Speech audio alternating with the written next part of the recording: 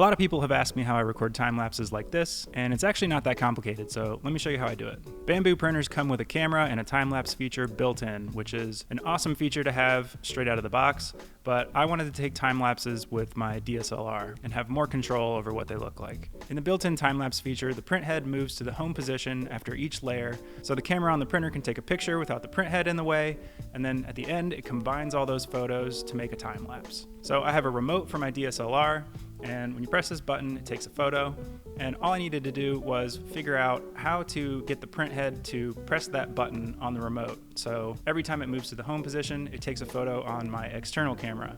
So I designed a mount for my remote that would fit onto the printer and place it in the perfect position for the print head to press the button on the remote. And this is not a new idea. I did not come up with this. I can't take credit for it. This design was based on a few other designs that I've seen, and I just modified it to fit my remote, and I also added a little spot for magnets so that when the print head presses the button, it doesn't push it out of position. In order for the print head to actually press the button on the remote, I needed to print a little nub that would stick onto the print head and press the button.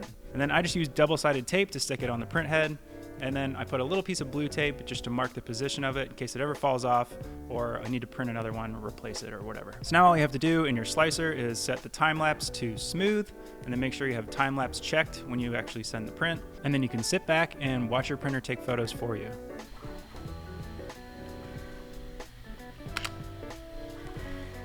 Once your print is done, you're gonna have a whole bunch of photos that you're gonna have to turn into a time lapse. And here's how I do that. I use DaVinci Resolve to edit my videos, and DaVinci doesn't like raw photos being imported for a time lapse, but it does like DNGs. So you can download the Adobe DNG converter and convert all of your raw photos into DNGs, and then drag the folder full of DNGs into DaVinci in the media pool, and you have a time lapse. So then if you go into the color tab and change this to clip, you can change all of these settings just like you would in Lightroom. So you can adjust the exposure, the saturation, the contrast, all that stuff to make it look really nice.